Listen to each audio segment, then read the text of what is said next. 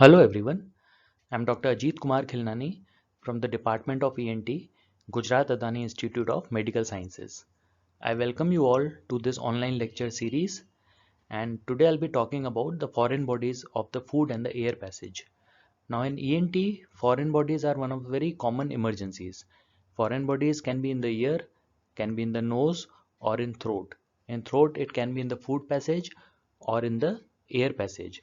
Now today I'll be talking about the foreign bodies of the food passage as well as the air passage. So first I'll start with foreign bodies of the food passage. Now in food passage, the foreign body can be either stuck in the tonsil, and such foreign body it is usually a fish bone or it is a needle, and it can be easily removed under vision with a forceps. Further down, the foreign body can get stuck in the base of the tongue or in the vallecula, and generally such foreign body is again a fish bone or a needle, and it can be removed with a forceps. Then moving further down, a foreign body can lodge itself in the pyriform fossa. It can be a fish bone, needle, or generally it can be a denture. Now, if the patient is adult and cooperative, then with a curved forceps and local anesthetic spray, even foreign bodies from the pyriform fossa can also be removed under local anesthesia. However, if the patient is not cooperative of the or the patient is a child, then general anesthesia is required to remove such foreign bodies. Then further down, the foreign body can be in the esophagus.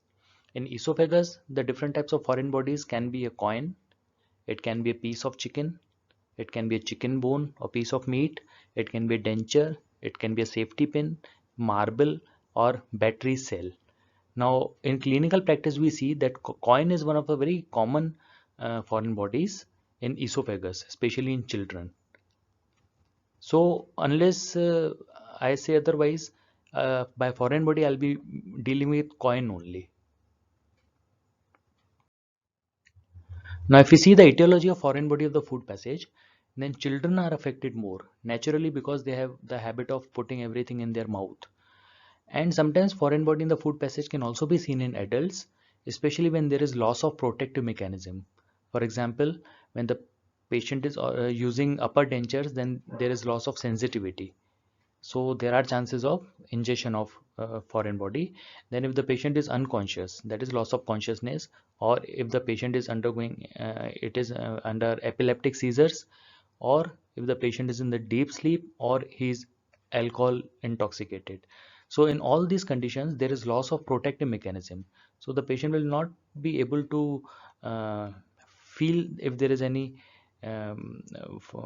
thing which he is ingesting, and it gets stuck in the food passage. Then sometimes due to carelessness also, the foreign body can get stuck in the upper GIT. It can be because of improper mastication or hasty eating when a large bolus of food is suddenly taken, so it gets stuck if we do not masticate it properly. Or if there is a narrowed esophageal lumen. Now narrowing of esophageal lumen can be because of any disease which can be benign or malignant. Benign esophageal stricture is seen post acid poisoning patients, or malignant esophageal stricture is seen in patients with carcinoma of the esophagus. So in both these conditions, the lumen of the esophagus will be narrowed, so foreign body will get stuck just proximal to the narrowing. Sometimes it is also seen in patients who are have a suicidal tendencies, that is they are psychotics, so they can also ingest something and which can get stuck in their upper GIT. So this is the etiology of foreign body of the food passage. Now the site of the lodgement of the foreign body. Now as we all know that there are normal constrictions in the esophagus. There are four. The first is at the cricopharyngeal sphincter. The second is at the uh, arch of aorta. Then third one is at because of the bifurcation of trachea, and finally the last one it is at the cardioesophageal junction. If we see the corresponding distance from the upper incisor, so the first constriction it is at 15 centimeter, second is at 25 centimeter, third is at 27 centimeter, and the fourth one is at the 40 centimeter. And if we see the corresponding vertebra, then first one is at C6 vertebra, second one is at T4 vertebra, third one is at T5 vertebra, and the fourth one is at corresponds to the T10 vertebra. So these are the normal 4 constrictions in the esophagus. So foreign body can lodge anywhere uh, at these constrictions. However, the first constriction, that is the cricopharyngeal sphincter, it is the most common site of lodgement of the foreign body. Now, if it is a flat foreign body like coin, which I told you, it is a very common foreign body, so it lodges at the sphincter itself, that is at the cricopharyngeal sphincter. Or if there is any other foreign body, then it passes the sphincter and it lodges below the sphincter because of the lack of peristalsis, it cannot move further down. Then, if the foreign body happens to cross the cricopharyngeal sphincter, then the next narrowing, that is at bronchoaortic constriction or at the cardiac end, that is a last constriction, foreign body can lodge anywhere along these constrictions. However, if there is a sharp foreign body, then it can lodge anywhere. So the symptoms of patients with foreign body in the food passage will be, there will be a history of initial choking or gagging, or there can be a history of discomfort or pain which is just above the clavicle. Then there will be dysphagia. That dysphagia can be complete or partial. If it is a big foreign body, the dysphagia will be complete. And if it is a complete dysphagia, then the patient will also complain of drooling of saliva because he will not be able to swallow his own saliva also. And then there can be respiratory distress also, because a foreign body, in a large foreign body in the esophagus, it will compress the trachea which is present anteriorly. So it can cause respiratory distress, or the patient sometimes also complain of substernal or epigastric pain. Now that epigastric pain is because of the esophageal spasm, or it can also indicate that there might be chances of perforation in that patient, that is incipient perforation, esophageal perforation. Then such patients complain of substernal or epigastric pain. So these are the symptoms of foreign body in food passage. Then signs. So when we examine such patients, generally there is tenderness over the lower part of the neck, or there can be tenderness at any particular point over the neck, and which will indirectly indicate that the foreign body is present at that point. Then doing the indirect laryngeal examination in such patients, we'll see there is pooling of secretions in the pyriform fossa, and the patient will not be able to clean those secretions by swallowing. So even after swallowing, those secretions will persist. And sometimes the foreign body can be seen protruding from the esophageal opening in the post-cricoid area. And such foreign bodies sometimes can be seen on indirect laryngeal examination also. Now, a very common and very important investigation of a patient with foreign body, if we are suspecting a foreign body in food passage, sorry, it is a plain X-ray. It is especially useful in patients who have radio-opaque foreign bodies. And whenever we are going for plain X-ray, we should always take AP view as well as lateral view of neck, chest, and abdomen. So why do we take these two views, and why do we take the whole view of neck, chest, and abdomen? So that I'll tell you in the next slide. Then if there is any history of a foreign body which is translucent or radiolucent, then plain X-ray may not be useful. So in such patients, sometimes fluoroscopy is done, in which a dye is injected and then X-rays are taken, or CT scans are also important in such patients with radiolucent foreign bodies. Now this is an X-ray of a patient having a circular radiopaque foreign body which is seen in the neck. Now as I told you that we take two views. First is AP view, second is the lateral view. So first question is, why do we take two views? Second is that why do we take the view from neck, chest and abdomen only? That is the whole thing, neck, chest and abdomen. Why not only neck or only neck and chest? Why the whole thing? Now the reason is that as we can see that this figure, that is on the left side, it is a AP view, and on the right side it is the lateral view of the same patient. Now why do we take the lateral view? So there are basically three reasons for that. Reason number one is that first we confirm our finding, that is the location of the foreign body. Now here we can see that air shadow is seen just anterior to the foreign body, as can be seen in along my cursor. So this is the air shadow. So this air shadow, it is of trachea. and we can see a slit-like foreign body. It is present posterior to the trachea. So it confirms that this foreign body is not in the trachea and it is behind the trachea, that is in the esophagus. So first is the confirmation of the location of the foreign body. Second importance of getting a lateral X-ray done is, now here we are not able to properly count the vertebra.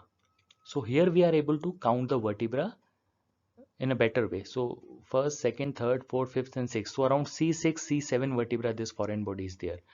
So by lateral X-ray, we can better know the level of the foreign body. So this is the second advantage of getting the lateral X-ray. Third advantage is, now suppose this patient had ingested two foreign bodies. So on AP view, they will look only a single circle like this. But on lateral view, had it been two foreign bodies, so we could have seen here two slits. So that would have confirmed that there are two foreign bodies. So the third advantage of lateral view is that we know the number of the foreign bodies. So that we should always go for AP and lateral view. So a single view is not conclusive. So the advantage of lateral view is threefold. First is to know the level of the foreign body. Second, to know the number of the foreign body. And third, to confirm the location of the foreign body. Now, my first question was, why do we take this whole view, that is neck, chest and abdomen? So what happens, sometimes the foreign patients come with a history of foreign body which is ingested a few hours back. So by the time they come to us, the foreign body has already passed the cricopharyngeal sphincter, and it can be somewhere, sometimes it can be in the mid esophagus or lower esophagus, or sometimes it crosses the esophagus also. It can be in the beyond the stomach or in intestine also. So if we go only for the neck X-ray, then we can miss the foreign body which has moved lower down. So that is the advantage of getting this X-ray uh, done with a view of neck, chest and abdomen.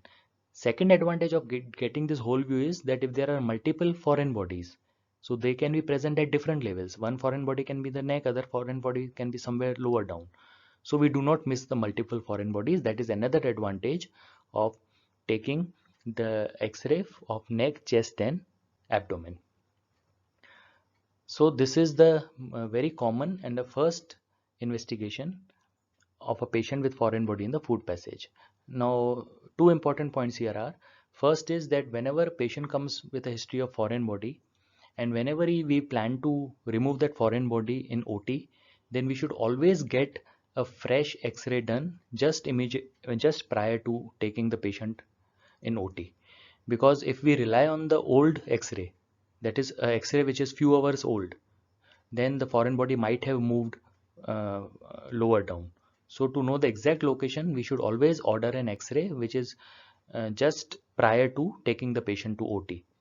Second is, now here we can see that there is a circular foreign body in the AP view which is looking like a slit like on in lateral view. So this patient had a history of foreign body ingestion, that was coin.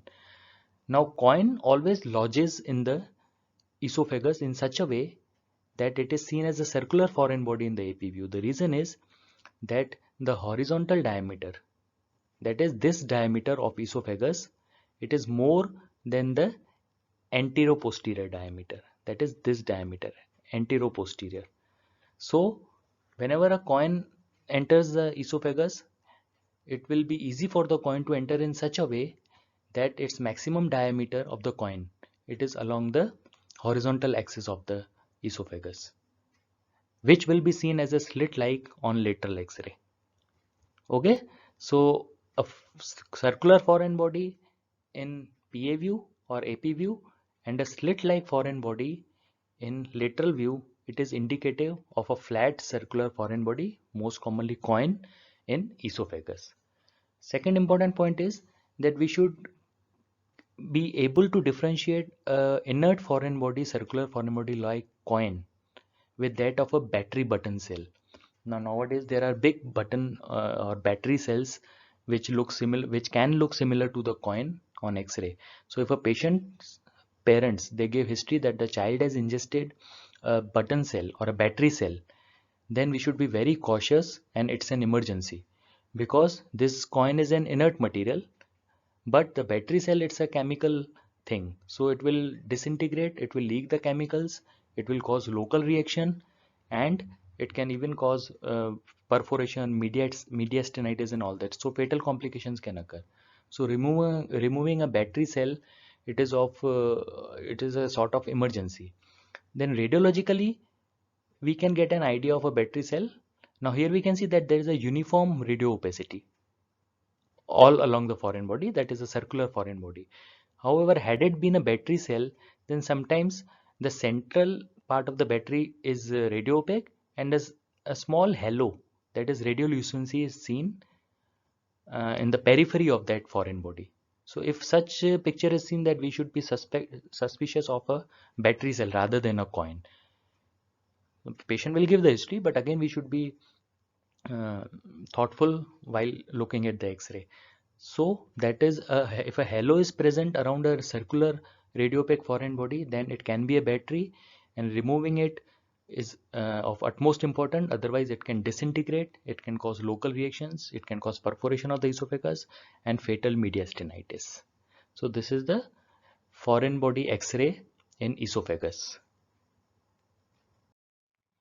Now, management of a foreign body in esophagus, it requires esophagoscopic removal, in which a rigid esophagoscope is used, and with a coin catcher or a foreign body forceps, that foreign body or a coin is removed.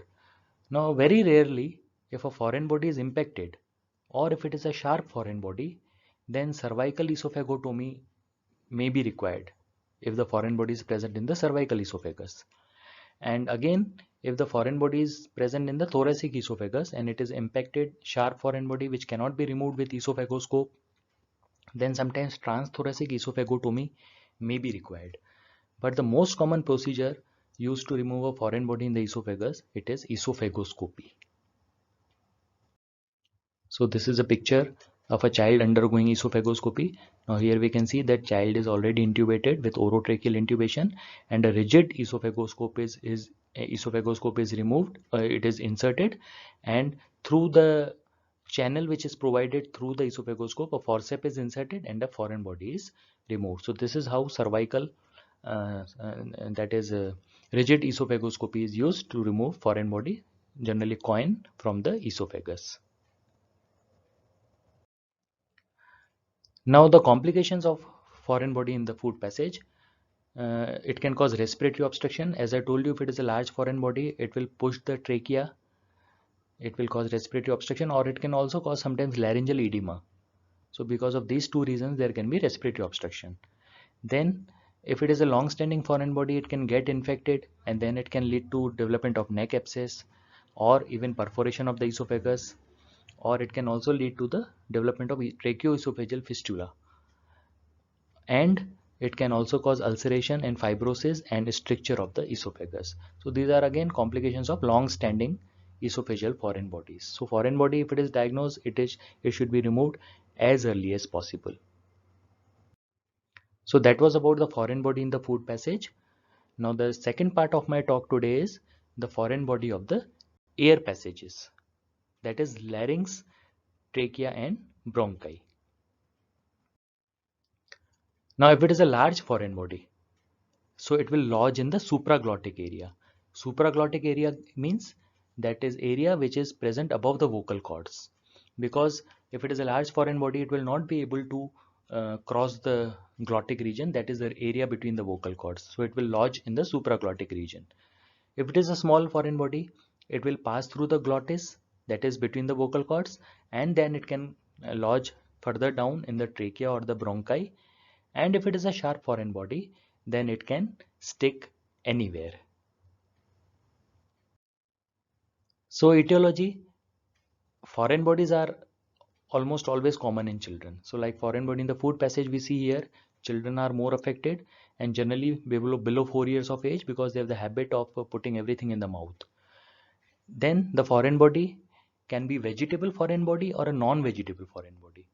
Vegetable foreign body, peanut is a very common example. We have done bronchoscopy in many patients with peanut as a foreign body in their trachea or the bronchus. Other vegetable foreign bodies, they are almond seeds, peas, beans, or wheat seeds. Then some non-vegetable foreign bodies, they are the whistle, the plastic toys, safety pin, and small ball bearings.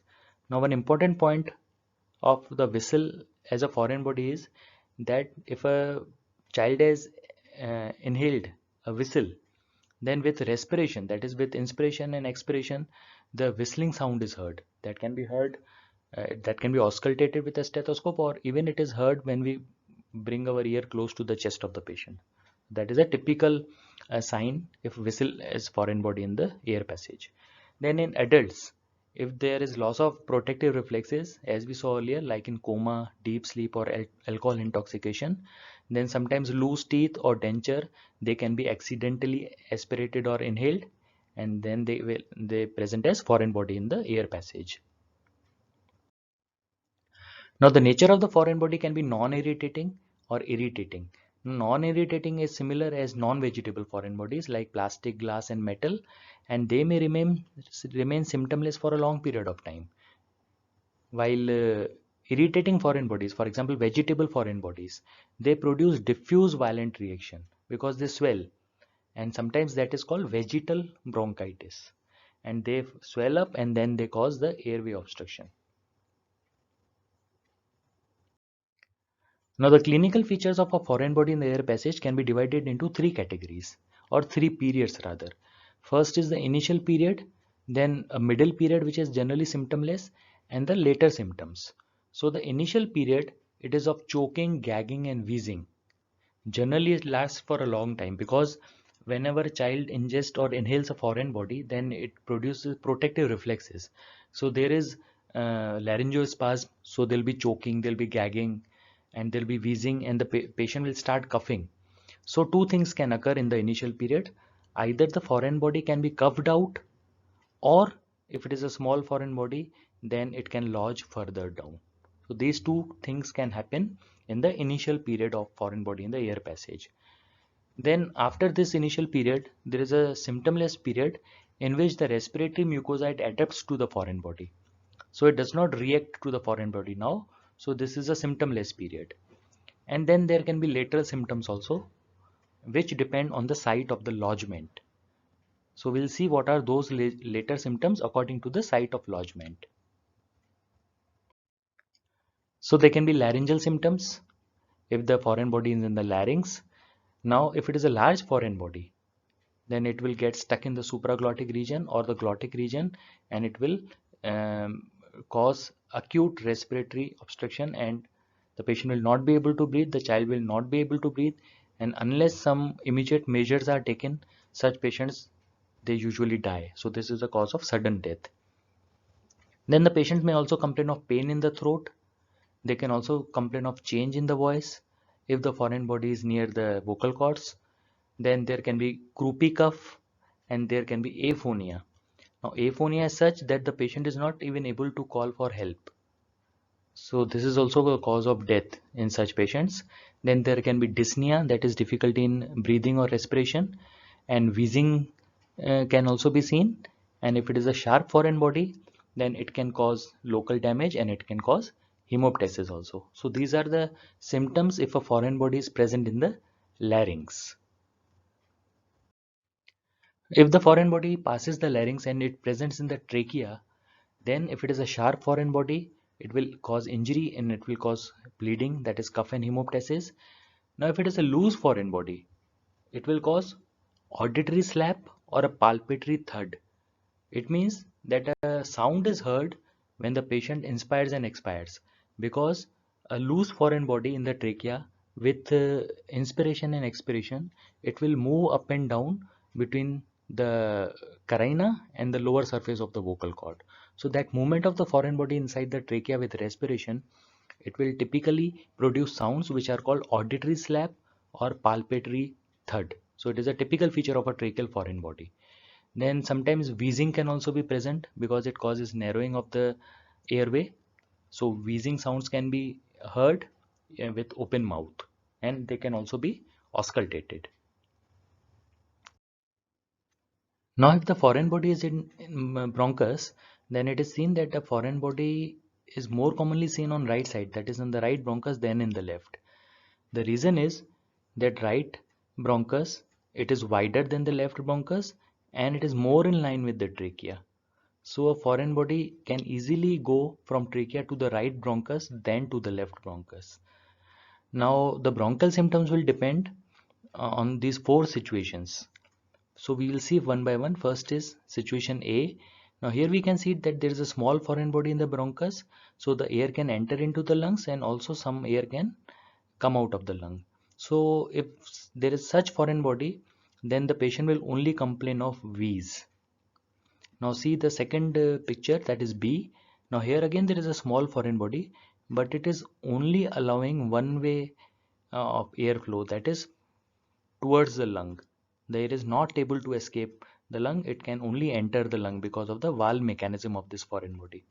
So this is a one-way obstruction, and here there will be emphysematous changes in the lungs. So on X-ray of such patients, we'll see the emphysematous changes. Then scenario C. Now here it's a large foreign body which is totally obstructing the bronchus. So the air neither can enter nor it can come out of the lungs. So ultimately there will be atelectasis of uh, this lung of this patient. The next scenario, it is again a small foreign body which is allowing one way flow of the air, but it is outside lung. So air is not able to enter the lung, it is only coming out of the lung. So ultimately this lung will become atelectic. So a foreign body in the bronchus can manifest as any of these four scenarios, and they can be appreciated on X-ray.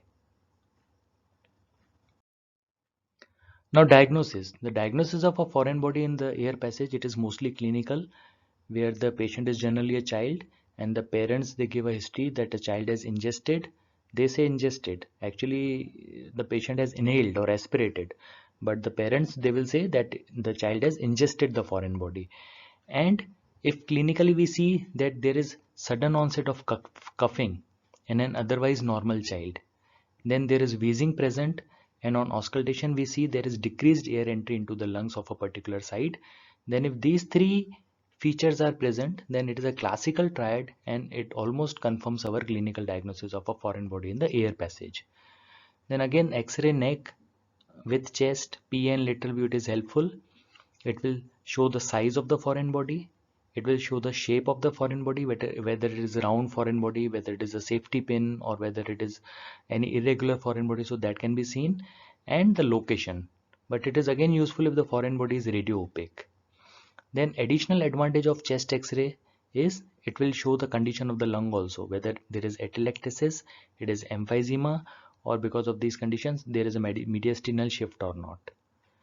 But if the foreign body is radiolucent, then fluoroscopy and CT scan neck with chest.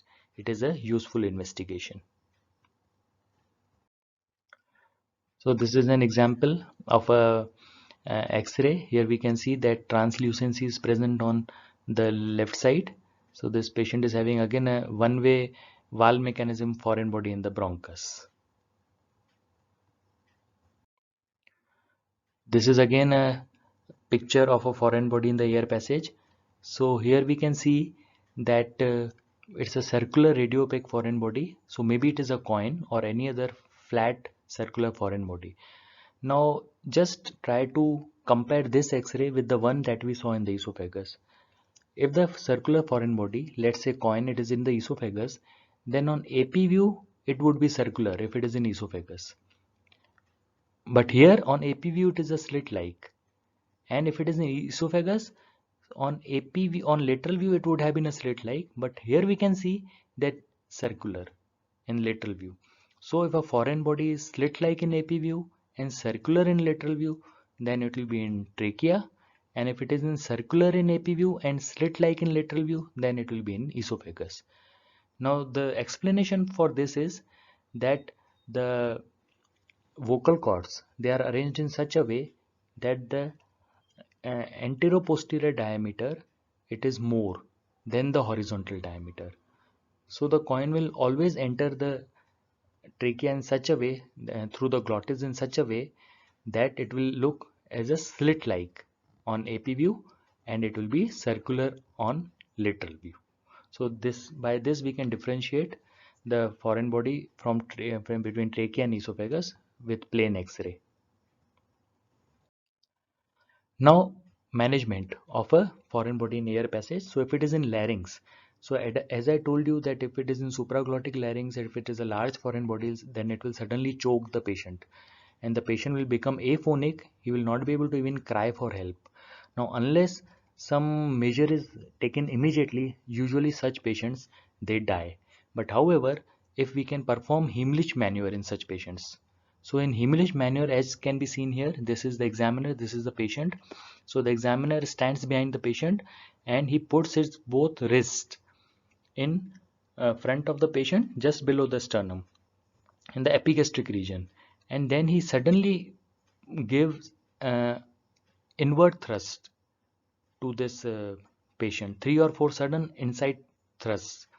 So what will happen is that because of the squeezing of the lungs, it will force the air out, and this force will be can be strong enough to dislodge the foreign body, and the foreign body comes out. So this is very useful maneuver, that is Heimlich maneuver. However, one important point to note here is that it should only be performed when we are suspecting total obstruction. Because if there is partial obstruction, that is if it is a small foreign body, then by this maneuver we can sometimes push the foreign body further down. So if we are very sure that it is a large foreign body with total obstruction, then only we should perform Heimlich maneuver. The other methods of a laryngeal foreign body, it can be cricothyrotomy or an emergency even tracheostomy. In cricothyrotomy, a wide bore needle is inserted into the cricothyroid membrane. So it acts as an airway, or sometimes emergency tracheostomy is required. Now these two measures, they are not definitive measures to remove the foreign body, but actually these are measures to secure the airway, and it buys us time so that some definitive measure to remove the foreign body is done by laryngoscopy. Foreign body can be removed, but because the patient is in sudden respiratory arrest, respiratory distress, so first we secure the airway by cricothyrotomy or emergency tracheostomy, and then we can do the laryngoscopy and remove the laryngeal foreign body. If it is a tracheal or the bronchial foreign body, then it can be removed with any of these procedures. The most common procedure performed, it is the rigid bronchoscopy, in which a rigid bronchoscope is inserted into the trachea or the bronchus, and the foreign body is removed using forceps. Rigid bronchoscopy can also be aided with a telescopic vision, in which the view of the trachea and bronchi can be seen on a monitor, that is, it is removed under vision. Then it can be used with C-arm fluoroscopy. Then Dormia basket or a Fogarty's catheter is used if it is a round foreign body. So in such foreign bodies, this probe or this catheter is passed beyond the foreign body, and then the bulb is inflated. So it will, and it is pushed out. So it will bring the foreign body out, because round foreign bodies, they cannot be caught with forceps. So these two procedures are for round foreign bodies. Then if it is a peripheral foreign body in the bronchus, which is stuck and which cannot be removed with bronchoscopy, then sometimes open procedures in the form of thoracotomy and bronchotomy can also be required. And if the patient is adult and is cooperative, then in certain patients even flexible fiber optic bronchoscopy, that is awake bronchoscopy, can be done and a foreign body can be removed. So all these methods are used to remove a tracheal and the bronchial foreign body. The most common one is the rigid bronchoscopy, which is routinely performed. So this is an example of a surgeon performing rigid bronchoscopy. Now here we can see that there is no extra orotracheal intubation. So intubation is being done through the bronchoscope. So here the anesthetist and the ENT surgeon, they share a common airway. So the patient is ventilated and the surgeon is looking through the bronchoscope inside the trachea and the bronchus, and foreign body, if it is seen, it can be pulled out with a forceps. So this is how rigid bronchoscopy is done. So thank you very much for your patient listening. So this was about the foreign body of the food and the air passages. If you have any questions, you can ask me, you can put it in the chat box and I'll be happy to answer. So thank you very much.